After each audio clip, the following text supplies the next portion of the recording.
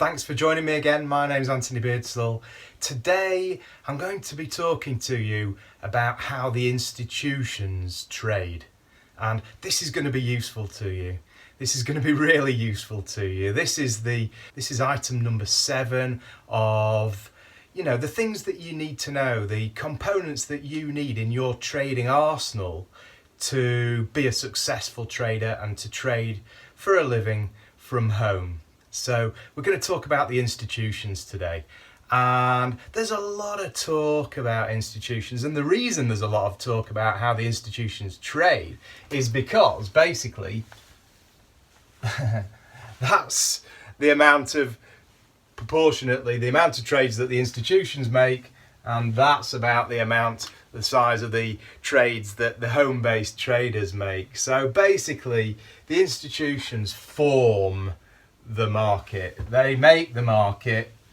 They will move the market if they act together, and as home-based traders we need to understand what they're doing. We need to be able to understand what they're doing, how they work, so it helps us predict and form a plan, an operable plan to beat them or rather to play along with them. That's the best way to deal with them, is play along with them.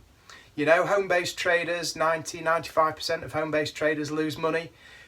Do 95% of institutions lose money? No, you're absolutely right. So, we need to know what they're doing and how they're actually playing it. Now, institutions tend to work on a longer term perspective than home-based traders. Home-based traders, day traders, in and out, quick trades. Institutions do trade in and out, but they tend to work on a much wider time scale, If you imagine that this is the time scale of let's say 1 week charts down to 1 minute charts, the scale of trading on these time frames probably goes something like that. There are far more trades taken on the basis of analysis on the longer term charts than there are taken on the basis of analysis on the shorter term charts. And one of the reasons for that is because on the longer term charts you've got the institutions watching what's going on. Now, who am I talking about when I'm talking about institutions? I'm talking about the brokers, the big brokers. I'm talking about the big banks. I'm talking about the hedge funds. And they've all got different kind of reasons for trading, really. They've got clients, so they need to act on behalf of their clients, and they also trade with their own money as well. Goldman Sachs, one of the huge investment banks in the world, makes a lot of money from intraday trading, and high frequency trading is something that the institutions are, they're spending a lot of money designing algorithms. We call them black boxes in trading, spending a lot of money designing them. And these black boxes can, when they work together, can move markets, and they're based on algorithms, So sharp selling, sharp buying can set these algorithms off into buy cycles and sell cycles. And that can happen, but it's very, very infrequent. Most of trading is not manipulated. Most of trading is basically just the institutions do the same as you and I. They work out their ducks, they do the duck test, and they design their algorithms to take advantage of trades that make sense from a risk and reward perspective. These are the things that we've been talking about in the last videos. A risk and reward perspective, does the market where it is at the moment have context? Does it have content? And is there confluence? Are these three ducks all in a line? And if they are, then my algorithm can take a trade. And that's basically how the institutions are working. So they have robots, they have black boxes that take trades, high frequency trading. They also act on behalf of their clients, and they protect their portfolios as well. let me just talk about protecting portfolios a minute, because this is interesting, okay? If you remember the financial crisis in 2008, then what you'll remember is that the major indices, the FTSE, the Dow, they dropped by almost 50%. It might have even been 50% within a very short period of time. The algorithms were going into shorting cycles and people were bailing out of stocks and shares. And I'm not talking about, necessarily just the institutions making these decisions, but you and I, in our pensions, in our investments, we're selling stocks and shares and bailing out. Actually, I bought, fortunately, or from an education point of view, I bought at the right time. I bought at the bottom of the market, and I doubled my money just about, my investments, in less than 12 months by buying at the bottom. And the institutions, it's really interesting, over the last 10, 20 years, they've become more and more heavily regulated. Now, obviously they've got millions and millions of client money invested in stock indices like the FTSE. They often have FTSE index trackers, Dow index trackers, S&P index tracker funds. We're talking about unit trust funds and pension funds. Now, the regulators these days require the institutions to keep sufficient money in cash terms, so that if their customers come calling, or a certain percentage of their customers come calling, they've got the cash to pay them out. That was the problem in 2008 and the financial crisis, that basically they ran out of cash. All the big institutions ran out of cash, didn't have enough liquid cash, and that meant that they had to liquidating. The regulators forced them, as the market, the indices had been going up steadily. 2008 plunged. Now, the banks, the institutions that hold client money have cut-off points. Okay, so they'll say, based on the fact that they've got so many million or so many billion of client money, they have to keep a certain percentage available in cash. Now, if that money, because they invest their own reserves in these type of instruments, indices, currencies, things like that, if the currency or the indices goes down to a certain level, then it hits a cut-off point for that institution, and they have to sell investments in that market. Now, what is that selling going to do?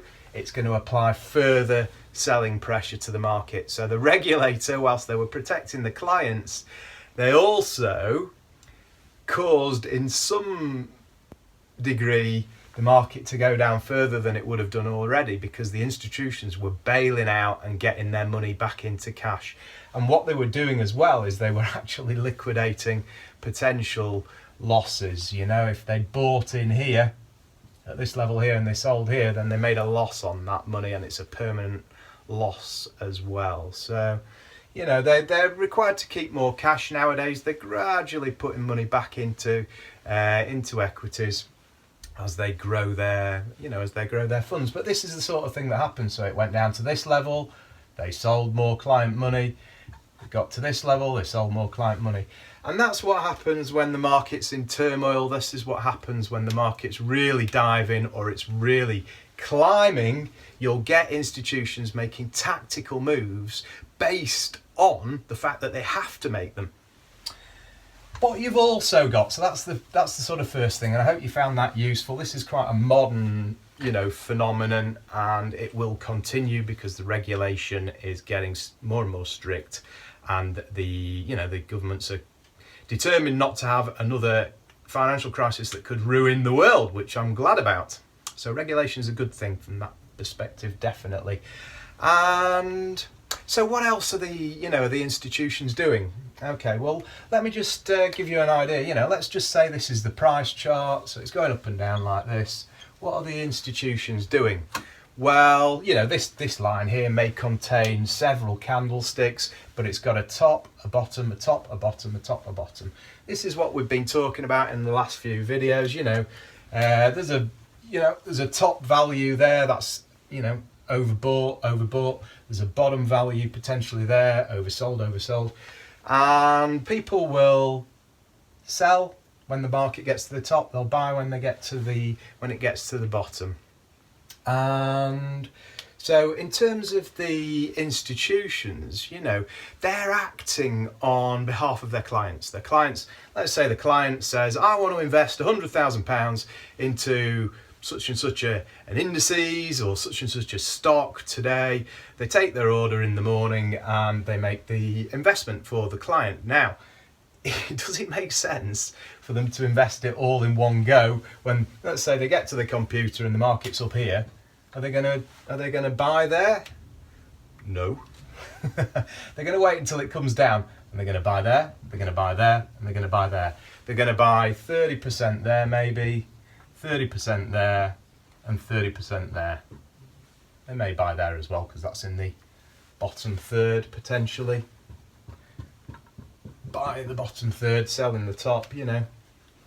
See in the last video, you'll understand what I'm talking about. But basically they scale into positions. They scale in gradually. They make one trade, then another trade, then another trade, then another trade. And they do make these trades at value when they consider the value to be there in the marketplace. Good example of what institutions do is they tend to price in, you know, I'm talking about news here, news items. If you remember the day of the Brexit, you may or you may not, the day the Brexit was announced, overnight, the FTSE went like this. It went down and down and down. And then 8 o'clock came along, 8 o'clock in the morning, the FTSE opened. And what happened? It went back up. All day long, it went back up. Now, home-based traders get into their computers, you know, 7 in the morning, 7 a.m. there. They get to the computers there. All they can see is this market's going down. Oh, it's going to plunge, they think, on the open. And then what happens? It starts going down it starts going down. 7 o'clock till 8 o'clock. They're watching the computers. They're waiting for 8 o'clock, and it's gone down. And they're thinking, yeah, it's definitely going down. However, the institutions are not looking at a 5-minute chart or a 1-minute chart or whatever. They're looking at the longer term perspective. And on the longer term perspective, you've got the market doing this. And that's, let's say, 8 o'clock in the morning. So when you think about that, despite the fact that there's been, you know, potentially bad news for the markets overnight, what are the institutions going to do? They're going to look and say, where's value?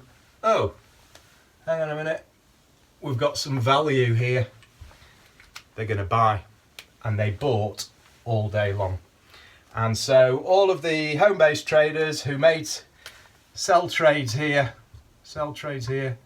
you know, what happened to them? They got stopped out on the way when the market was making its way back up. They may have even sold again here because it didn't just go straight up, it did that. Looked like it might go down, then went up. They probably sold here, made a loss by getting out up here. So just be aware of these longer term perspectives, be aware of these value levels. Look for your ducks in the price candlesticks, look for the ducks in the chart patterns, and get some decent education. You know, you need a comprehensive training course like the one that we've got at two that we've got at Excellence Assured. Get a proper education, get some coaching if you need to. It's well worth the investment of your time and your money, I promise you. So the other thing that institutions do is they look out for, let's say we've got a red bar there, let's say, with a spike on the top of it. So market's going down, another red bar, market's going down, another red bar, market's going down. And then you might get, let's say, one of these, doji there at the bottom.